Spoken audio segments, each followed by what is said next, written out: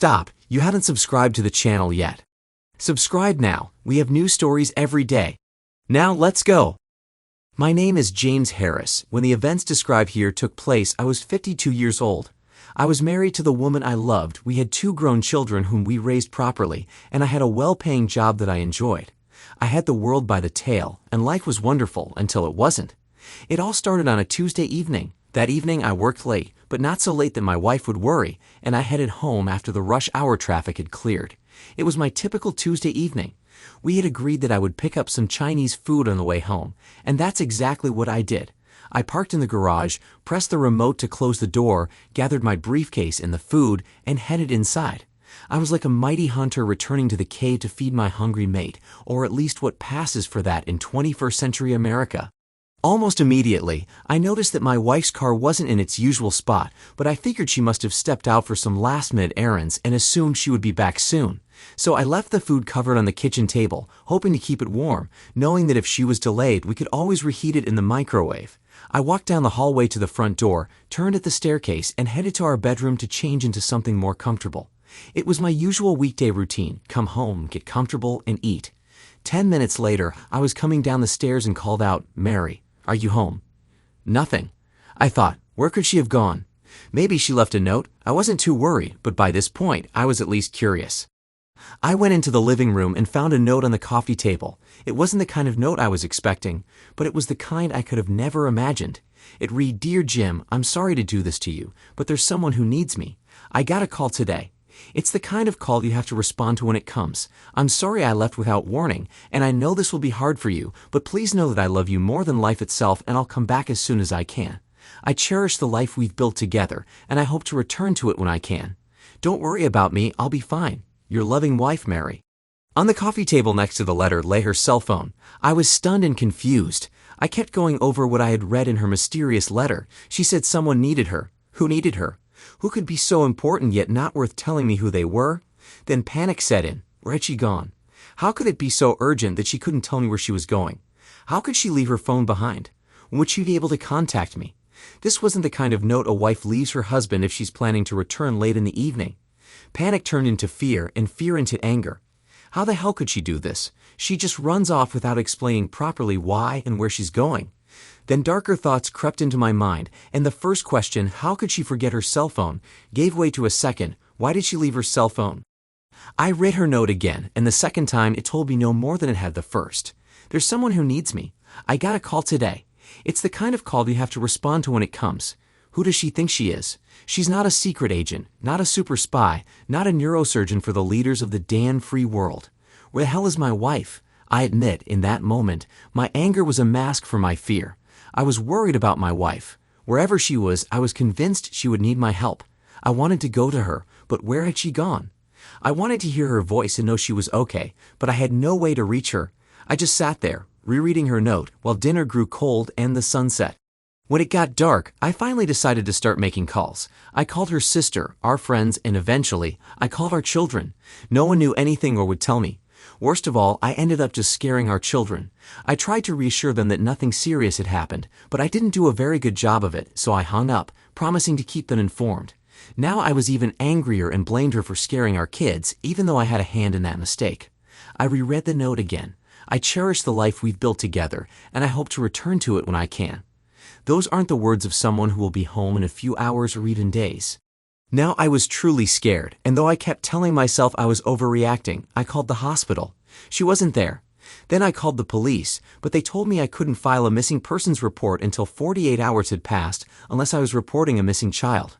I thought about lying, but how could I tell them I wanted to report a child who was 5 feet 8 inches with chestnut hair, who could easily pass for 38, even though she was 49? I thanked them and hung up. In the end, I tried to eat something, but I wasn't hungry, so I just put the food I bought in the fridge and sat in the dimly lit living room, hoping she would come back. She didn't. I went upstairs a little after 2 in the morning and fell into a deep sleep. When I woke up the next morning, I stretched and realized her side of the bed was cold and empty. It all came flooding back to me, and I later thinking, what should I do? I called work and said I wouldn't be coming in. My absence was so unusual that it seemed to cause some concern, and before I knew it, my phone was ringing with colleagues asking if I was okay, if I needed anything, if there was anything they could do, and what they should do about certain files. Honestly, trying to help them a little felt cleansing, and for a brief moment, it distracted me from my worries. I called her office, but they told me she had called in and taken the day off. I didn't think they were hiding anything from me, although for a while I did suspect that, but over time, I became more convinced that they were as much in the dark as I was. I visited her office several times, hoping a face-to-face conversation would be more revealing, but they didn't know anything beyond what I already knew, which was practically nothing. She left sometime on Tuesday, but I didn't realize she was gone until late that evening, and the police needed 48 hours before I could file a report. So on Friday morning, I went to the police station to report her as missing. I showed them her note, and they asked if she had done anything like this before. Yelling at the police isn't a good idea, but by that point, I wasn't in the best frame of mind. They threatened to charge me if I didn't calm down, so I forced myself to sit down before they decided I was a hot-headed suspect, and they filled out the form. Then they said, in most cases like this, the wife runs off with her boyfriend. You'll probably find out in a few days when you're served with divorce papers. Never in my life had I wanted to punch a police officer so badly. Instead, I just muttered, "Thanks for nothing," and walked out. So much for their motto, to protect and serve. I went back home and collapsed into a chair. I was being torn apart by stress. With nothing else to do, I resumed calling friends and relatives, but this time, I was smart enough not to call the kids. Instead, they called me, and I had to tell them that I still didn't know anything, but that I was sure their mother was fine. She's smart, capable, and I was confident she had everything under control. In other words, I was lying to my kids. A father should never lie to his children, but I had nothing to tell them, nothing good or bad, other than that their mother was still missing. My calls to friends and relatives on Tuesday evening triggered a flood of calls to me on Wednesday. They started calmly, with comments like, "just checking in," but by Thursday they grew increasingly concerned. Everyone wanted to know what I was doing to find Mary, and by Friday, the tone of some calls had taken on an unmistakable edge of aggression. No one had said it outright yet, but concern was slowly giving way to accusations. If the calls on Friday were bad, the visits on Saturday were unbearable. I was overwhelmed with visitors, friends, and family stopping by to see how I was doing. They always began with words of support, but soon the questions followed. Were there any problems between you two? Did you have any arguments? Was she unhappy? What finally broke me was when her mother asked, "Are you sure you don't know where she is?" I snapped and yelled at my mother-in-law for the first time since we'd known each other. "What kind of crap are you talking, Margaret? Are you accusing me of something? Do you really think I would lie about something like this?" No, Jim. Of course not. It's just," she hesitated. "Spit it out, Margaret. Just what?" She looked me in the eye, and with an angry glare I will remember until the day I die, she said, "It's just that she's never done anything like this before." I shoved my anger and pain deep down, hoping they wouldn't resurface, and in the calmest voice I could manage, I said, "Do you think I don't know that?" By then, she was visibly shaking. Her husband said, "Jim, we know you're doing everything you can. Could you tell us what you know, and maybe we can figure something out?" I nodded, and we sat in silence for a while before I told them everything I knew, or rather, that I knew nothing. I showed them the note, and they were equally puzzled and worried. The thinly veiled accusations disappeared, and we spent a whole hour, shedding tears, trying to come up with anything at all, that could explain Mary's sudden disappearance, but we had nothing. Henry and Margaret stayed until lunch while I prepared a light meal for the three of us, or at least I thought it was for the three of us. Apparently, our friends had other ideas, as there was a constant stream of people at the front door, some bringing food, others bringing beer, and everyone wanted to know what had happened and what I knew. At some point, I stopped telling the story. That's when Margaret and Henry stepped in. To their credit, the blame was taken off me, and she praised me for being a concerned husband. I know that, deep down, everyone had their own suspicions, but at least it felt like I had regained some support. I was truly overwhelmed as one well-wisher after another sat down with me to express their concern and support. I urge everyone to contact the police if they thought of anything that might help, but secretly, I believed that someone knew something they weren't telling me, and I hoped that information would reach the authorities, even if I never found out about it. As far as I could tell, no one knew anything, and aside from a few supporters who called the police to ask if they had any leads, nothing happened for several weeks. That is, nothing happened for exactly 2 weeks.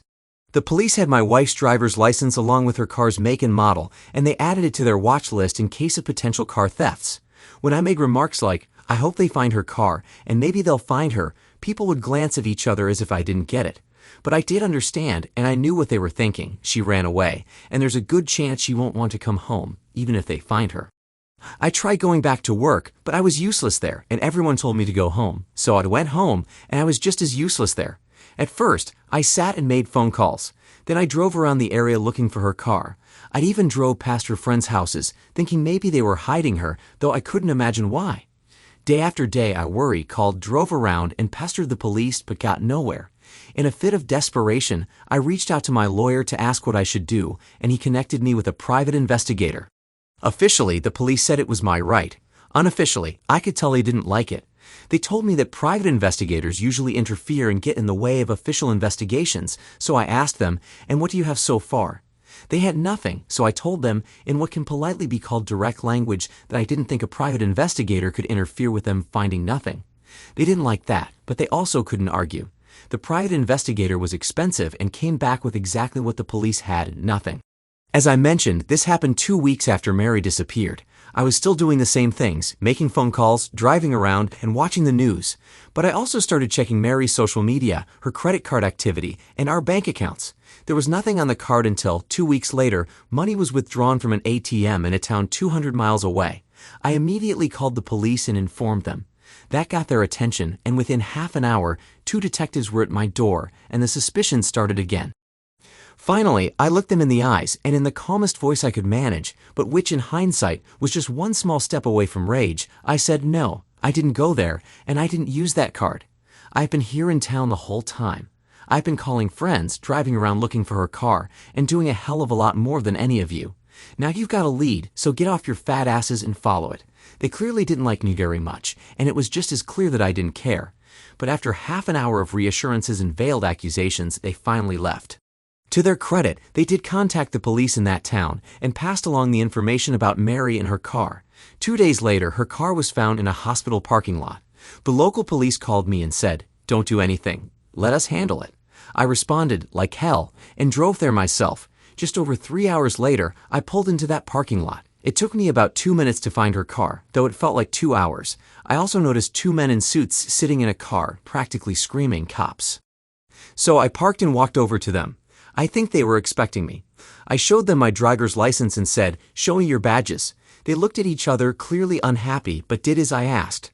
I knelt down and asked them to tell me what they knew, but all they knew was that they had the car, and no one had approached it since they had arrived. When I said I was going to ask about my wife, they informed me that they had already asked. I thanked them with as much fake sincerity as I could muster and told them I was going to do it anyway. My tension was quickly building, and I wasn't there to make friends. At the hospital reception, they didn't know my wife's name and had no information about the car parked outside, so I decided to join the stakeout. I had nothing to hide and everything to gain, so I asked to sit in the back seat of their car. It might have been the first time I surprised the police since all of this started, but they agreed, and I joined them. Over the next hour we talked, and I briefly told them the little I knew.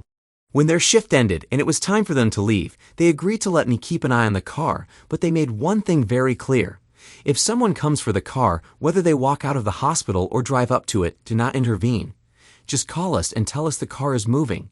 Don't try to follow it. Don't do anything except call us. Understood? I nodded. Remember, there's a small chance that your wife is with them and they'll leave us to her, but there's a bigger chance they simply bought the car from someone and don't know anything. However, they might help us track down the person who sold them the car. It's very important that you don't do anything. Understand? For the first time since all of this started, I truly understood and agreed. I went back to my car, and for the next 3 hours, I sat there hunched in the seat, watching Mary's car. The only time I left my post was for the quickest bathroom break in history. I was in and out of the hospital so fast that I was still zipping up my fly as I crossed the lobby. An hour later, I saw a woman approaching the car, and my heart stopped. I tried to catch my breath. That's Mary. She opened the car door and took out something small, then closed it and headed back toward the hospital. I followed her, keeping my distance. Something told me that if she knew I was here, I would never get to the truth. As we entered the hospital, I stayed about 20 meters behind her. I watched as she got into the elevator, which stopped on the 3rd floor. It wasn't long before I peeked into a room and saw her sitting by a man's bedside. He seemed to be either asleep or unconscious, and she was holding his hand. I cleared my throat, and when she turned and saw me standing in the doorway, my beloved and loving wife fainted. I was angry and confused, but I called a nurse who attended to her until she came to. Most of that time, I spent studying the man in the bed. I had never seen him before. He was neither a friend nor a relative, just a man. But it was clear that to Mary, he was more important than her marriage, more important than her family, and apparently more important than me. One mystery was solved, and immediately another appeared. While the nurse was helping Mary off the floor, I took the opportunity to call the local detectives and let them know that my wife had been found. They told us to stay put and said they were on their way, so I gave them the room number. Life was starting to get very interesting, and as I looked at the man in the bed, I felt a cold chill in my heart where fear used to be. When Mary came to, she was nearly hysterical, shaking her head as I calmly and coldly asked her questions. "Why, Mary? Who is this man? Why did you run off like that? Why didn't you tell us where you were? Why didn't you let us know you were okay? Mary, what's going on, for God's sake?" A few times, she looked as if she was about to answer, but then she would lower her head and start crying again. I stood there, waiting, asking questions, and wondering when the detectives would arrive. When they did, I stepped aside and let them take over, but they immediately asked me to leave the room. One of them joined me and asked a dozen questions. I just told him the truth, that I saw Mary approach the car, followed her, and then confronted her in the hospital room. Confronted might not have been the best choice of words, and I spent the next 5 minutes assuring him that I hadn't harmed her. When he found out that the nurse had found her lying on the floor, the questioning took on a more serious tone. All the while, his partner was speaking with Mary. Over time, I think I convinced them that I hadn't harmed my wife, or maybe she did. I don't know. They wanted me to leave, so I called out into the room, "Mary, if I walk out of here, I'm divorcing you. Do you understand me?" This set her off into hysterics again, and she begged me not to leave. I then looked the detective in the eye and said, "I'm not going anywhere until I get answers." Eventually, I was allowed back into the room. As quietly and calmly as I could, I began asking Mary the questions that were burning in my mind. Mary gave only vague half answers. He was her high school boyfriend, her first love. He was dying, and he had no one. Between those lines, there were long pages of information left unsaid, but all I could do was keep asking or guessing. "How have you been living here for 2 weeks without using your card?" She was silent for a long time before finally replying, "I've been staying at his house, so you know where he lives." "Of course, and you have a key," she nodded silently. "How long have you had a key to his house?" She shrugged in silence, staring at the floor. I knew that as soon as I made an accusation, I was risking hell if I turned out to be wrong.